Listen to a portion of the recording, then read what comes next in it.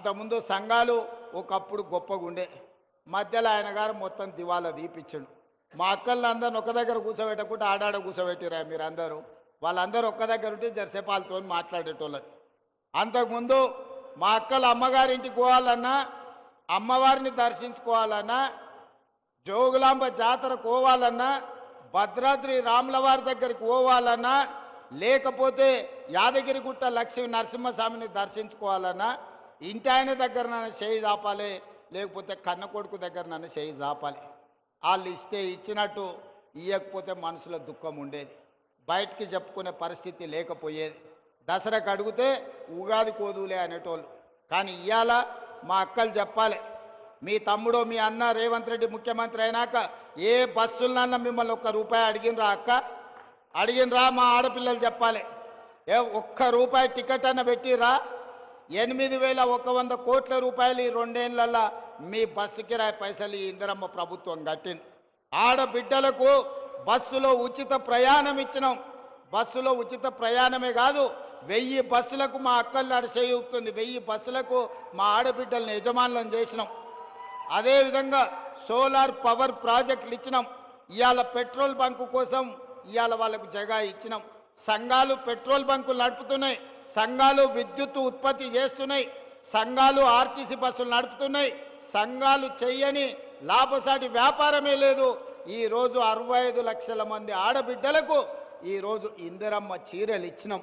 పండుగ పూట నాడు చీర సారె పెట్టేది తెలంగాణ సాంప్రదాయం. ఆ సాంప్రదాయాన్ని పాటించి తెలంగాణ గ్రామీణ ప్రాంతాలలో 65 లక్షల చీరలు ఇచ్చినాం. చీరలు మనం 1 కోటి ఆర్డర్ ఇస్తే ఇప్పటికి 65 లక్షలే వచ్చినాయి. అందుకే గ్రామీణ ప్రాంతాలలో ఇవ్వండి. మళ్ళీ ఎండాకాలం మార్చిలో మున్సిపాలిటీలలో మిగతా 35 లక్షలు. అందుకే ఈనాడు 1 కోటి మంది ఆడబిడ్డలకు 1 కోటి చీరలు పంచడమే కాదు, 1 కోటి మంది ఆడబిడ్డలను రాబోయే 10 ఏళ్లలో కోటీశ్వరులను చేసి నగదు మా ఆడబిడ్డల చేతుల్లో ఉంటే ఆ కుటుంబం గౌరవం ఉంటుంది, ఆ కుటుంబంలో పిల్లలు చదువుకుంటారు, ఆ ఇంటి మర్యాద నిలబడుతుంది. అందుకే ఆడబిడ్డల్ని కోటీశ్వరులను చేసే బాధ్యత మా ప్రభుత్వం తీసుకున్నది. ఆడబిడ్డలు ఆశీర్వదించారు కాబట్టే ఈరోజు రాష్ట్రం సుభిక్షంగా ఉంది. వానలు అవసరం అడిగిన దానికంటే ఎక్కువ వర్ణదేవుడు మనకు నీళ్ళు ఇచ్చాడు. 2 ఏళ్లలో ఎప్పుడైనా వర్షం ఇంతగానం చూసిర్రా? ఎక్కడ ఆడబిడ్డలు సంతోషంగా ఉంటారో అక్కడ పాడి పంటలు సమృద్ధిగా పండుతాయని పెద్దలు చెప్పారు. ఇవాళ తెలంగాణ రాష్ట్రంలో ఆడబిడ్డలు సంతోషంగా ఉన్నారు కాబట్టే మన రాష్ట్రంలో వర్షాలు సమృద్ధిగా ఉండి ఈరోజు పంటలు పండుతున్నాయి. దేశంలోనే వరి పంట మొదటి స్థానంలో తెలంగాణ రాష్ట్రం నిలబడింది. పండించిన పంట నాడు ఊరేసుకుంటే ఊరేసుకున్నట్టే ఆయన అన్నాడు. చివరి గింజ వరకు నేను కొంటాను, సన్న ఒడ్లు పండించండి, 500 బోనస్ ఇస్తాని ఇవాళ రైతులు పండించిన సన్న ఒడ్లకు ₹500 బోనస్ ఇచ్చినాం. మరి ఆ సన్న ఒడ్లు ఎక్కడికి పోయినాయి? దొడ్డు బియ్యంతో తినలేక పశువులకు దాన పెడుతుంటే ఇవాళ సన్న బియ్యం ఇస్తే మా అక్కలు, మా చెల్లెళ్ళు, మా అమ్మలు కన్న పిల్లలకు బుక్కెడు బువ్వ ఈరోజు సన్న బియ్యంతో తినిపించుకుంటున్నారంటే రైతులు పండించిన సన్న ఒడ్లు బియ్యంగా మార్చి పేదోళ్ళకు పంచినాం. 3,10,00,000 మంది ఇవాళ తెలంగాణ రాష్ట్ర ప్రభుత్వం అందిస్తున్న సన్న బియ్యం అందుకుంటున్నారు. 3,10,00,000 మంది ఇవాళ ప్రభుత్వం అందించే సన్న బియ్యంతో బువ్వ తింటున్నారు. ఇంతకంటే సంతోషం ఏమన్నా ఉంటుందా? మీరు ఒక్కసారి ఆలోచన చెయ్యండి. అందుకే ఇవాళ మా ఆడబిడ్డలను అన్ని రకాలుగా గౌరవించాలి, అన్ని రకాలుగా అవకాశాలు ఇవ్వాలి, ఆడబిడ్డల్ని సంతోషంగా ఉంచాలి, మా నిరుద్యోగ యువకులకు ఉద్యోగాలు ఇవ్వాలి, మా రైతులు పండించిన పంటకు గిట్టుబాటు ధర ఇవ్వాలి, ప్రతి పంట ప్రతి గింజ కొనాలి అని ఇంతకుముందే మా శంకర్ చెప్పిండు. సోయాబీన్ కొనాలి, జొన్నలు కొనాలి, మిగతావి కూడా కొనాలి అని. తప్పకుండా వాటికి సంబంధించి ఆలోచన చేస్తాం. ఇంకా మావాడు నక్కల చిట్టీలు అందిస్తూనే ఉన్నారు రా నాయన, ఇదో పెద్ద కష్టమే ఉన్నది. చూస్తా, ఈ అన్నిటినీ తప్పకుండా పరిశీలిస్తాం. ఈ కొరాట చనాక ప్రాజెక్టు గురించి కూడా ఇప్పుడు ఎలక్షన్ కోడ్ ఉండి ఇయ్యలే, చిన్న చిన్న పనులు పెండింగ్ ఉన్నాయి. తప్పకుండా తొందరలోనే ఆ ప్రాజెక్టు పనులు పూర్తి చేసి ప్రారంభించుకొని జాతికి అంకితం చేస్తాం. వీకర్ సెక్షన్స్కు సంబంధించిన కాలనీ గురించి చెప్తా ఉన్నాడు. అదేందో కలెక్టర్ గారికి వేదిక మీద నుంచి ఆదేశాలు ఇస్తున్నా. ఇన్ఛార్జ్ మంత్రి గారు ఇన్ఛార్జ్ మంత్రి గారు సమీక్ష చేసి ఈ విషయాన్ని కూడా నా దగ్గరికి తీసుకురా అన్నాడు. జర్నలిస్టు మిత్రుల గురించి కూడా మా ఎమ్మెల్యే గారు చెప్తున్నారు, దాన్ని కూడా ఏం సంగతో ఒక్కసారి మీరు చూడండి.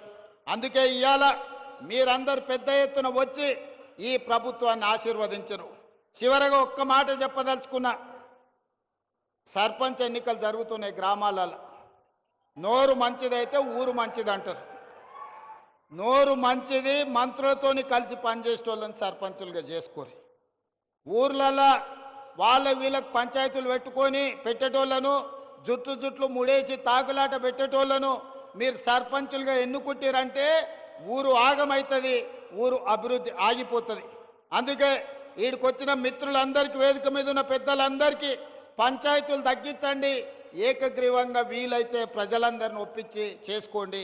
ఎన్నికలల్లో అడ్డగోలుగా ఖర్చు పెట్టకండి. ఎందుకంటే మళ్ళీ మీకు మీరు పెట్టిన ఖర్చు అంతా కూడా ఆదాయం రాదు.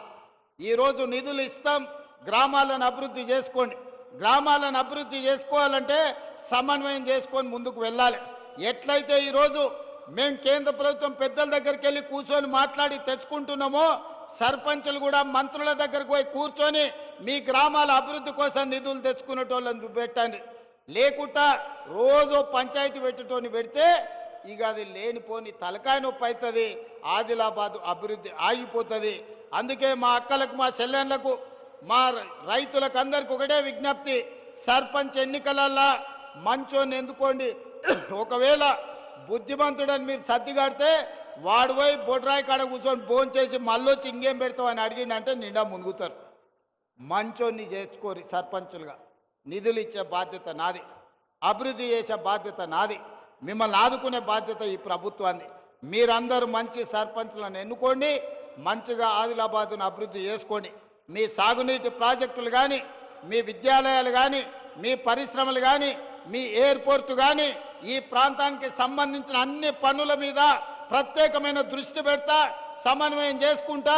జూపల్లి కృష్ణారావు గారు, పెద్దలు సుదర్శన్ రెడ్డి గారు ప్రతి క్షణం ఆదిలాబాదు జిల్లా నాయకత్వంతో సమన్వయం చేసుకొని తప్పకుండా ఆదిలాబాదును ఆదర్శంగా నిలబెట్టి రాష్ట్రంలోనే అభివృద్ధి చెందిన మొదటి జిల్లాగా, అదేవిధంగా మొదటి జిల్లాగా మేము తప్పకుండా అభివృద్ధి చేస్తాం. పొలాలకు రోడ్లు అడుగుతున్నాడు, రోడ్లు అంచనాలేసి శంకర్కి ఇస్తాం. మోడీ గారి దగ్గర నుంచి నిధులు తెమ్మనాల్సిందిగా కోరుకుంటూ మీ అందరి దగ్గర మీరందరూ పెద్ద ఎత్తున చప్పట్లు కొట్టండి, మిగతా జిల్లాలకు వినిపించాలి. ఆదిలాబాదు జిల్లా ప్రజలు ఎంత క్రమశిక్షణతోటి, ఎంత గౌరవంగా, ఎంత మంచిగా కార్యక్రమాన్ని నిర్వహించిండ్రో, ఇప్పటికి జరిగిన అన్ని కార్యక్రమాలల్లో గొప్పగా ఆదిలాబాదు జిల్లాలోనే జరిగింది.